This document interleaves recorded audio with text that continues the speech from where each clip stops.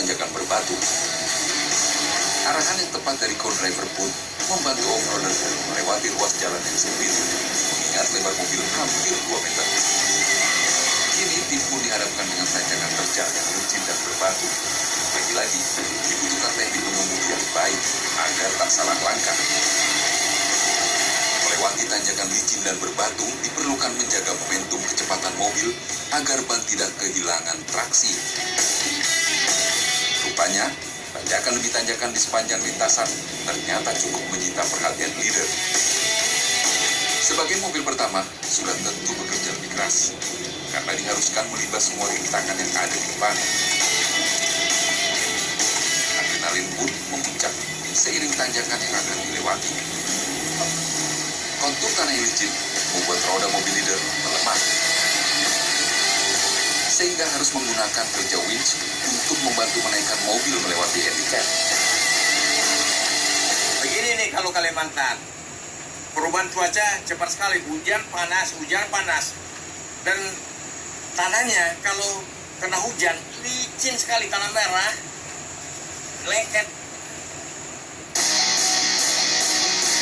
Menggunakan satu tali seling, mobil leader pun berhasil naik. Kini giliran mobil Agus. Cuma mau kepala Agus saja. Permukaan tanjakan yang padat dan licin rupanya tak menyulitkan mobil Agus melewatinya. Naik Pak, naik. Naik. Namun berbeda dengan mobil Yuma. Memiliki perbedaan karakter kendaraan, maka dibutuhkan teknik mengemudi yang berbeda pula. Jaga stabilitas kecepatan laju mobil jadi yang utama. Sedikit demi sedikit, tanjakan dengan sudut hampir 35 derajat, mobil Yuma perlahan mampu melewatinya. Kekompakan satu sama lain diperlukan untuk menyelamatkan anggota tim.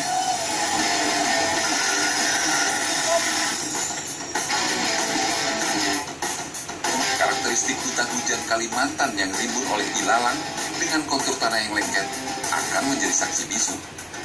Merekam jejak perjalanan tim 1000 Miles menuju pelosok Nusantara.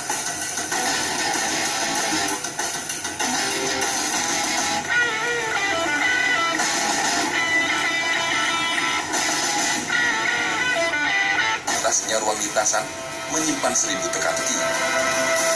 Tak jarang, ranting pohon yang tajam beradu dengan badan mobil. Pohon tumbang yang sudah menahun membuat tim harus mengalah. Membongkar muatan di atas mobil agar dapat dengan mudah melewati batang pohon yang melintang.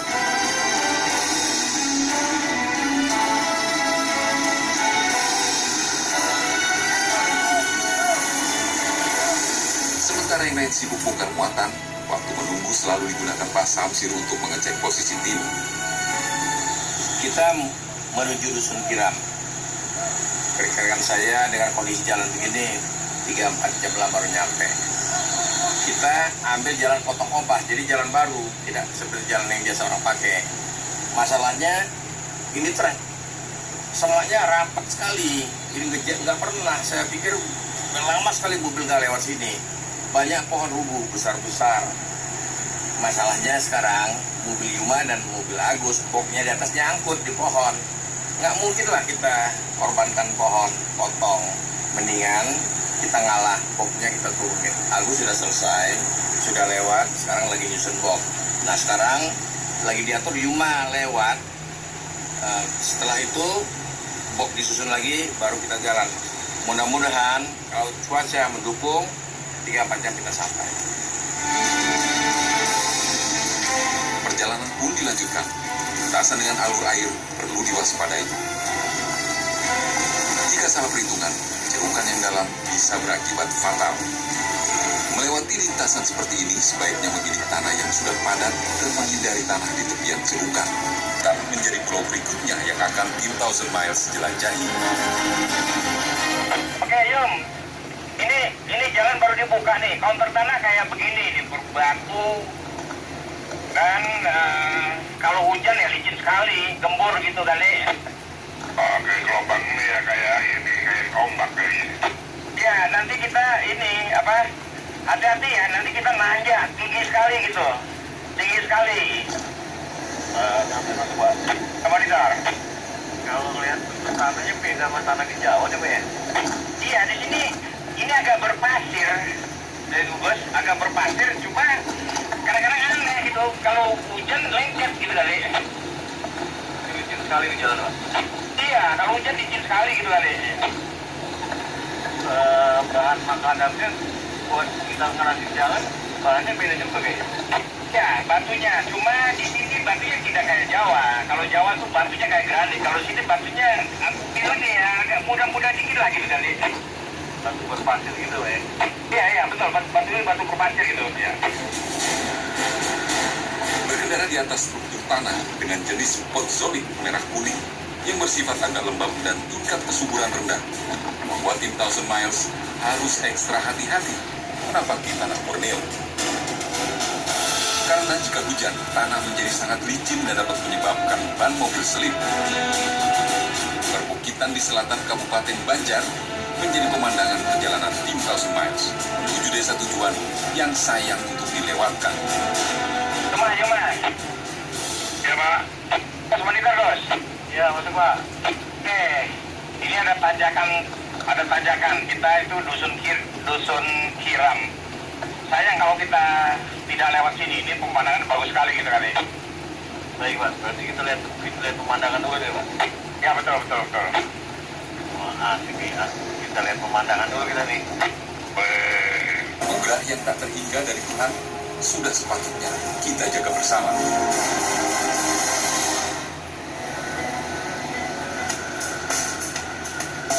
Tim pun melanjutkan perjalanan.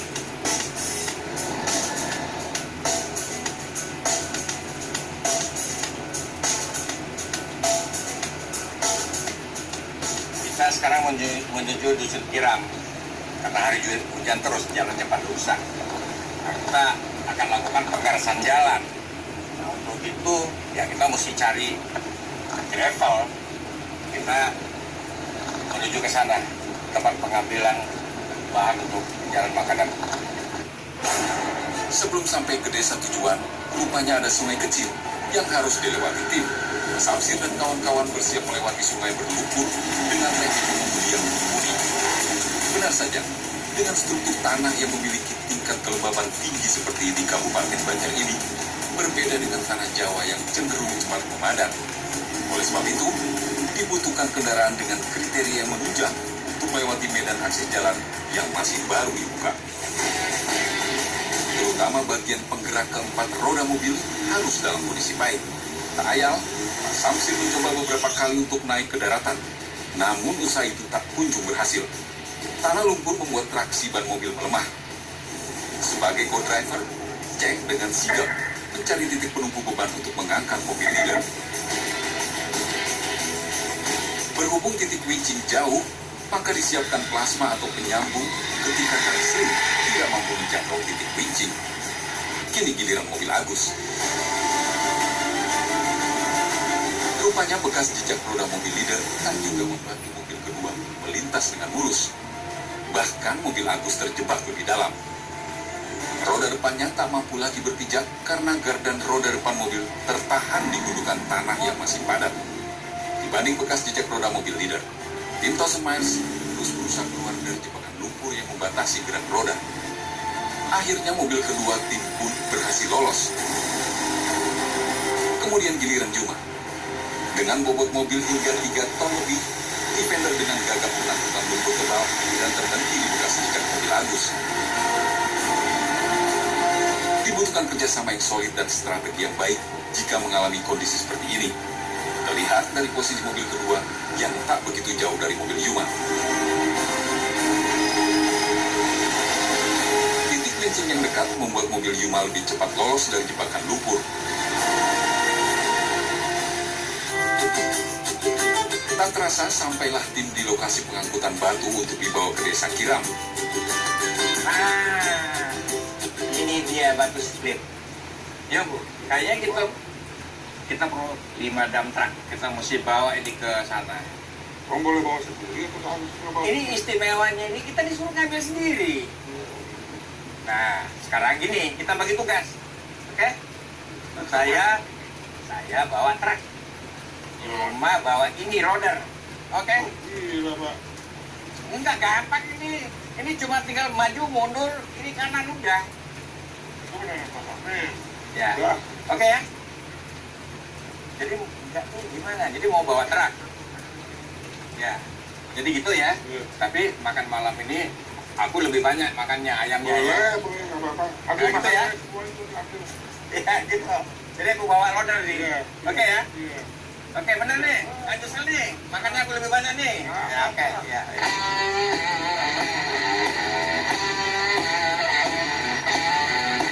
Bukan hal yang mustahil bagi Pak Samsir untuk mengemudikan alat berat seperti loader atau wheel loader.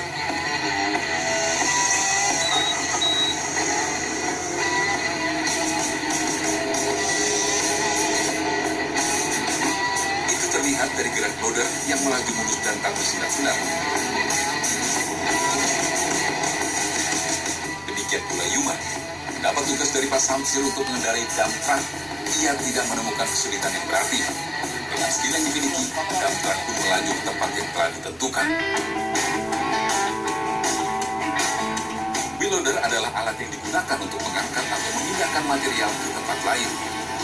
Di bagian depan loader, terdapat ember besar atau biasa disebut bucket. Cara kerjanya menggunakan sistem hidrolik. Gerakan bucket menjadi sangat penting ketika mengambil dan memuat pasir batu ke dalam dump truck.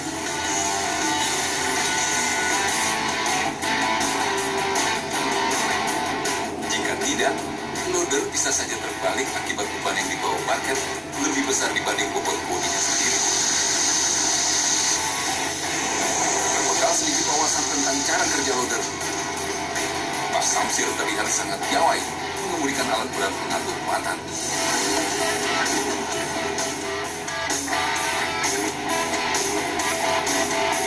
Kali ini yang dibutuhkan adalah pasir batu berukuran 3-5 cm sebagai lapisan pondasi bawah yang biasa digunakan untuk pengerasan jalan. Ukuran pasir batu tersebut dirasa cocok mengingat kontur tanah Kalimantan yang lembab. Berbeda dengan pengalaman tim ketika berada di tanah Jawa. Kontur tanahnya cenderung stabil terhadap perubahan cuaca. Rupanya Yuma pun tak kalah menikmati peran barunya sebagai supir dump truck sementara. Dengan tenang, ia menunggu bak muatan penuh terisi. Biasanya dump truck jenis engkel ganda dengan jumlah 6 roda bisa membawa muatan yang diizinkan hingga 16 ton. Berat muatan yang dibawa pun harus disesuaikan dengan kecepatan mobil agar tak terjadi hal yang merugikan pengemudi. Akhirnya truk Yuma pun sudah terisi material. Itu artinya Yuma harus segera berangkat menuju desa.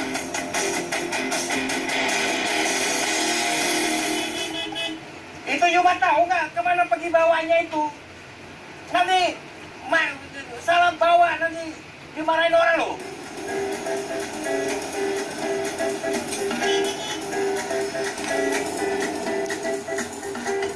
Yom tahu nggak kemana perginya? Nggak tahu. Jangan sembarangan nyelonong kalau nggak tahu. Ke dusun kirap. Akan berhenti dulu di depan. Awas jangan salah jalan nanti ditangkap orang loh.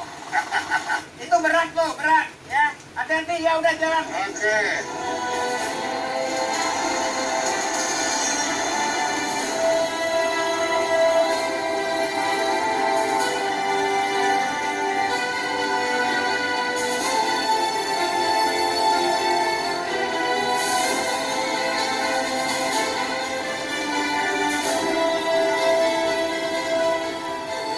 Kita sekarang ada di Desa Kiram.